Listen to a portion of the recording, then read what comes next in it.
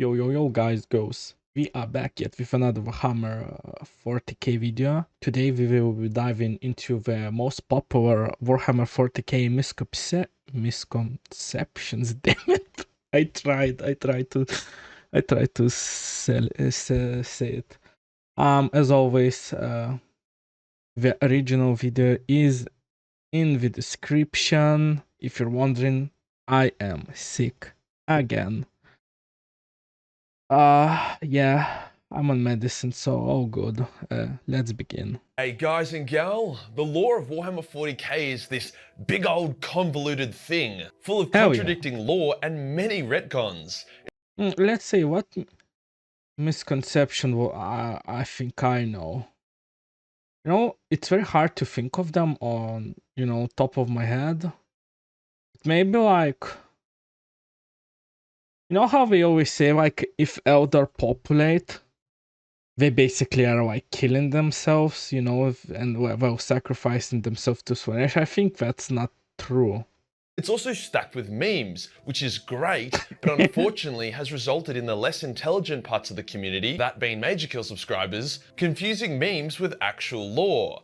This is compounded by the fact that in order to disprove a lot of these myths, you would have need to have read and remember books from over a decade ago. The point is, a lot of people are getting many parts of the lore wrong, and I do think a part of that is my fault, because sometimes I like to add my own personal Aussie Let's see also how many things I thought was wrong. embellishment here and there. So as a lore master, no, it's a super gay term, as a dude who makes money by presenting Warhammer lore in a digestible format, it's my job to go through some of the biggest misconceptions and myths in 40k and set the record straight. Yes. Before we get started, September, the month of my birth, and the birth of everyone whose parents got freaky on New Year's Eve. It's also the month of the September Surfshark sponsorship. Surfshark, if you somehow don't know who they are by this point, considering I've promoted them like 10 times, is an awesome product. It basically swaps out the fiberglass of a classic surfboard for the leathery hide of a great white shark. It's designed to make you an amazing surfer because if you fall off the shark you were riding, it will violently eat you. Well, at least that's what I would have wished Surfshark was if it wasn't a bloody awesome VPN. We all know what VPNs are, basically a way to teleport to each country and use their internet without moving from your seat. This gives you access to stuff like bigger Netflix libraries, as well as websites that are blocked in your country. As an example, pretty much every Western person that ever visits China brings a VPN along with them. I mean, maybe that's not the best example anymore, considering like no Western people are going to be visiting China for a while, but you know what I mean. The point is, it's good. And with an 83% off when you use my link and code below Major Kill, it's bloody unbelievable. If you are curious to try it, but unsure about spending $2 per month to give it a go, then you're a sad little, sorry, then Surfshark offers a 30-day money-back guarantee. Cheers to Surfshark VPN for sponsoring this video. Today we'll go through some. Honestly, I think like the VPNs honestly are just probably good for like watching movies and shit. Yeah, other than that, I think we suck. Most prominent myths in 40k and dispel them, giving you guys the true canon lore. I won't be dispelling memes because memes are fucking memes. If you can't tell the difference between a meme and a misconception, then maybe you should get tested for autism. Link for that will be in the description. Let's get into it. Everyone knows that I'm a slut for the Elder. If I could be any race or faction in 40k, what a coincidence, I also love Elders, probably the most. it would be a well, for people who watched earlier videos, I really like playing Elders in Dawn of War series. And they're my favorite faction, I'd say. Craftworld Elder. But Major Kill, that's boring. They have to exhibit extreme self-control and can never have any fun. Timmy, you wily little shit. Stop Fuck you, spreading Timmy. myths. It is an absolute myth that the Craftworlder have to suppress their emotions and can't fuck and can't love. Slanesh isn't the god of love and missionary. She's the god of sex, drugs and rock and roll. The Craftworlder's standard of living is extremely high. They party, they drink, they shag. No, their babies don't all come out of test tubes. Ironically, that's the Dark Elder who mostly have to do that. The Craft Worlders can even use their psychic abilities. This is because they rejected Slanesh before rejecting Slanesh was cool. The Dark Elder were just lucky that they were in the webway when shit went south. Okay, I knew that they have babies the regular way. I didn't know that Elder can still like have a party. Okay, that's kind of cool. The Craft Worlders actively fled the calamity, and as a reward, they get to maintain a fucking great life. Sure, craft worlds get destroyed, and sure, some aspect warriors on each craft world go balls to the walls and become more or less a robot, but that is a small percentage. Craft worlders can also feel angry, vengeful, and hateful without any negative blowback. They don't have to suppress the shit out of their emotions. As long as they have their spirit stones, they can get away with a lot of shit. The only time they start getting in trouble is if their fuckery gets so severe that their spirit stone abandons them. Then yeah, they're fucked. But you have to do some naughty shit to get to that point. The grim darkness of 40k is a huge theme of our beloved hobby. However, a lot of people think it's way more of a thing than it is. No, 95% of the Imperium isn't dedicated towards training soldiers and making weapons of war. Yeah, I always like thought of that. That would be crazy. If there surely has to be some worlds that are just normal. No, most of the Imperial citizens are not forced into grueling labor. No, the only food available isn't grounded up rats mixed with corpse starch. Large swathes of the Imperium have never seen or felt war. They live on worlds not too different from our own. At most, only about a quarter of Imperial worlds are hive worlds, which are known for their grim darkness, because you know it's like 100 billion. Quarter, so like 25%. Like 75% are probably just normal worlds. People squished together in these massive cities, but that means there are hundreds of thousands of worlds where the oceans aren't yet polluted, where cafes are a huge vibe, and where you can grow lemons in your backyard. Obviously, books and lore about these civilized worlds, as they're called, isn't that exciting, so there isn't many about them. Whereas shit like Necromunda or war-torn worlds on the front lines are, so that's where the attention goes. There's even a thing called a pleasure world, which are entire worlds dedicated purely to chilling out, releasing mixtapes, and having orgies. Pleasure worlds are where all those big-ass fake titty Instagram sponsored by Slanesh influencers live. So yeah, the myth that the Imperium is so grimdark and depressing all the time that it may as well get destroyed is just total bullshit. Most of the Imperium lives at the standard of our current Earth, if not better. So in the next one, a lot of people think that... Okay, so for that, I knew of existence of pleasure worlds, but you know, I thought, like, genuinely, I thought that every world was like very grim dark, so apparently I was wrong. It's probably like, let's just say, worst case scenario, probably 70% of worlds are probably very bad, but 30% like are probably pretty chill. The setting of 40k doesn't actually have long left timeline-wise. The Necrons are awakening, their advanced technology too much for the other races to handle. The Tyranids are also coming in ever-increasing numbers, with the belief that the devastating hive fleets we've already seen are merely scout ships, preparing for the arrival of a gigantic fuck-off huge hive fleet that will consume the galaxy, which is becoming more and more of a problem. Basically, everyone's fucked, so nothing matters. This is completely false. No, the galaxy isn't doomed. Chaos, the Necrons, and the Tyranids are all very beatable, and all have very exploitable weaknesses. For the Necrons, it seems as if the only thing keeping them down is the fact that most of them are still asleep, but this isn't true. In the Infinite and the Divine novel, great book by the way, towards the end of it, most of the Necrons are waking up, but without the Silent King to unite them / mind control them, they've broken out into petty wars with each other. Well, so is it possible if Silent King would want to, he could basically just control all of them again? Or it's just something he doesn't want to do anymore? Necron Lords have already been destroyed by other Necron Lords. It's blatantly obvious that a united Necron force is pretty much impossible to achieve. The only one capable would be the Silent King, but even if the Silent King did that, he's so obsessed with killing the Tyranids that he wouldn't even really be considered an Avengers level threat. Like, the dude's been sulking for 60 million years. The idea of galactic domination is probably almost petty to him now. For the Tyranids, it's still only a theory that an endless tide of bugs are about to arrive. Also, when the Great Rift opened, it actually knocked the hive mind on its ass for a bit. If the Tyranids were so vast and numberless, then how would a warp incident occurring in one galaxy that only a few of their scout fleets are in, how could that kick the hive mind in the dick so hard? I would say that the Tyranids are not as limitless as we think, and even if they do eventually come with their big ass bug army, the line will probably be awake by then, so problem solved.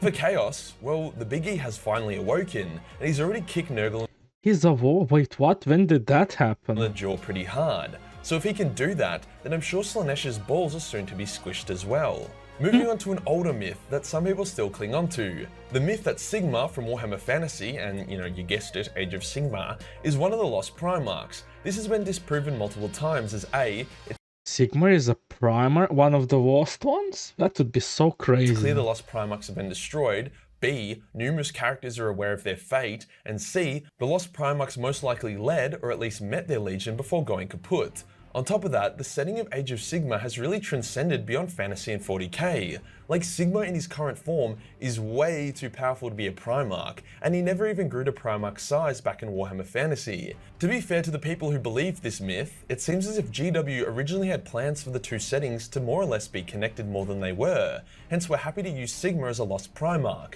but those plans have since been binned ages ago. This next myth triggers a fair amount of people when it's brought up, which we love. The myth that guardsmen are nothing more than scared shitless cannon fodder.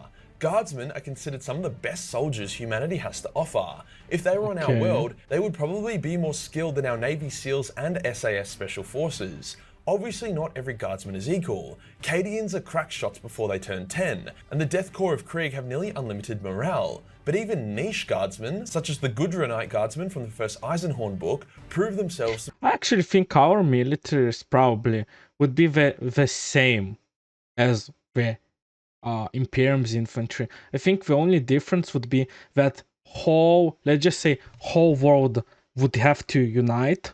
We're not even like 0.00% of the Imperium infantry numbers. be absolute warriors. Like, these dudes were trained on a pretty low-key world, so they definitely weren't the best guardsmen, but they were still brave enough to not only escape from the chaotic forces that had commandeered them, but then be willing to attack a mind-bending Xeno-world full of chaos cultists and space marines. Guardsmen do the bulk of the fighting across the Imperium, and it's the guardsmen who have held Cadia against the entire force of chaos for 10,000 years. If a soldier isn't good enough to be a guardsman, then they are instead inducted into their planet's defense force, or they end up being a part of the local militia. For the next myth, which I kind of take some responsibility for spreading because I thought it was funny, What is did that you the spread, Tower are a bunch of Major Kill? commie fish people. The Tower not particularly aquatic or directly come from fish. I honestly don't even understand why they're called fish people. To me, they're like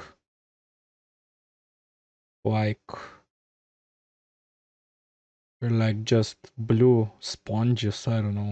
Their homeworld is more rocky and full of plains. They even have hooves, so yeah, they're more like bovine-y than anything.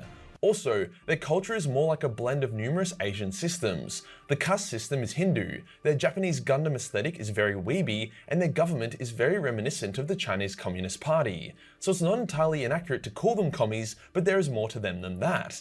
While we are chatting about the Tau, there is another myth here to dispel, that being that the Tau society requires the Ethereals to function. The argument for this is that the Tau were going to genocide themselves until the Ethereals arrived and saved the day.